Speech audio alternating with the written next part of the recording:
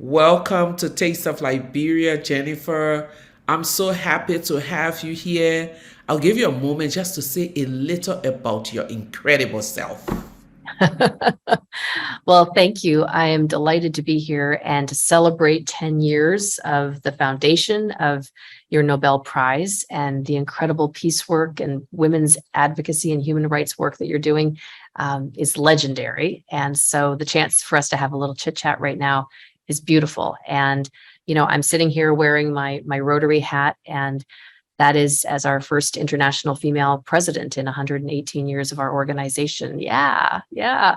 And so it's an opportunity to break down some stereotypes and the opportunity to open up the eye line of our world to the fact that we look a little different, and hopefully this opens doors for others to follow. So I'm excited to build upon all the stuff that you've been working on for so long.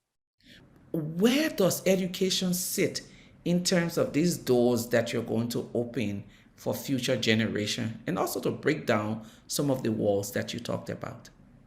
Well, one of the ways I'm a storyteller. I come from a storytelling background as a communicator. And so one of the ways I think breaking down the doors is talking about it and making sure that people understand what's going on. And so the year that I'm serving in this term, I'm actually doing what I'm calling an Imagine Impact Tour. And I'm taking different crews and notables and celebrities and media people to 8 different prominent locations in the world where we're working on big, large scale, impactful programs. And so just a couple of weeks ago, 2 weeks ago, for example, I was in Uganda in the Naka Valley refugee settlement, sitting with women from varying countries, visiting some of the schools that they've built there. 13 different nations coming together. One of the largest, if not largest, refugee settlements in the world. Walking through the school, the one of the schools where I was there, and talking with the headmaster, and the the girls, if they're lucky enough to get through primary school, um, that's one thing. And the correlation between teen pregnancy and child marriage, huge. If they get into secondary school, and that's not just in that area, that's in so many different areas. If they can get through secondary school, the statistics, and you know these way better than I do, go down for child pregnancy and the elimination of child marriage. These are things that are unacceptable. And so you tie that education of the mind, but also the facilities that are needed in so many different places for young girls to be educated. And I'm just sitting and smiling because, as part of the work that we are doing in Liberia recently, we decided that while school is important for the girls, for some of the girls who cannot go back or who are threatened in their communities, and boarding schools are not easily found in some spaces in Liberia, we're deciding to do a space for girls, a sustainable space for girls.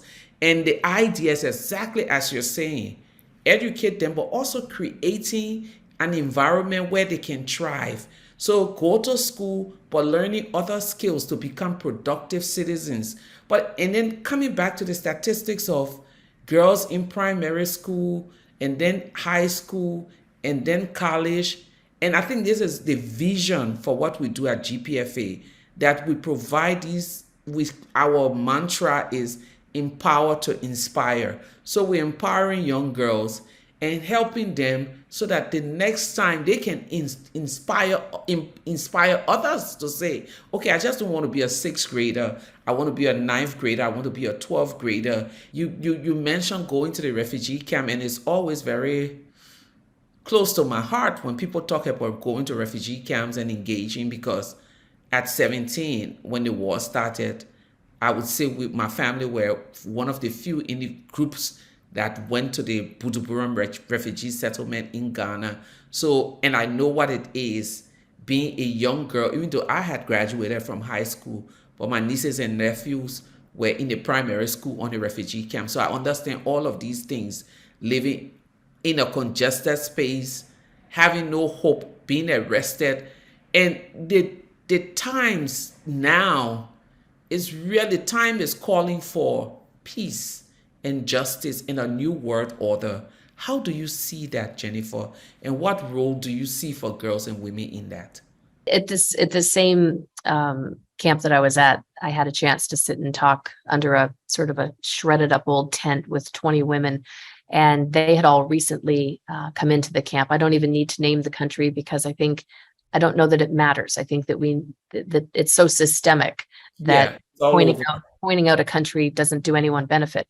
But I sat with them and they told me about how within the past year, the majority of them within the past year had arrived there, fleeing their country, husbands having been murdered, losing children as they were walking and sleeping in the bush to get there, and a story that is far too happening to far too many people. And I said to them, I had just asked them a question. I said, what do you need? What is it? What do you want? What do you need? And because they were telling me about their families, and not one of them asked for money. Mm-hmm. Every single one of them asked for opportunity. And I think that's huge. When I said, what kind of opportunity are you looking for? I want to be able to create product so that I can sell something, so that I can have money, so that I can feed my family, and so that I have a way to make it better to help educate my children. So there was a direct line. These are people who came with other lives from before they arrived there, that had whatever it was that they left it all behind. But that chance for opportunity. And I think that's just a big part of what we're working on, certainly as an organization, is how do we identify those needs? And instead of imposing on people what we think they need, asking them, and then working collaboratively together to help create solutions so that we can honor each other and not. I think a big part of peace is listening and understanding what the need is, and then collaborating, figuring out the way forward together. I believe that ending wars is one thing, but peace is not just about ending wars. It's about creating an environment where everyone feels like I'm a human, I belong. This world exists because of people like myself. So, and that's exactly what you're saying. And Jennifer, one of the joys that I have of meeting you and partnering with you is that together we can join forces, join resources, and create that kind of atmosphere and space for many young girls to dream, to be the next Jennifer Jones, to be the next Leymah Gbowee, to be the next Wangari Maathai. And I'm grateful that you are in this space as a leader in the world when the world needs leaders of compassion, leaders who are thinking of choice for people that they serve.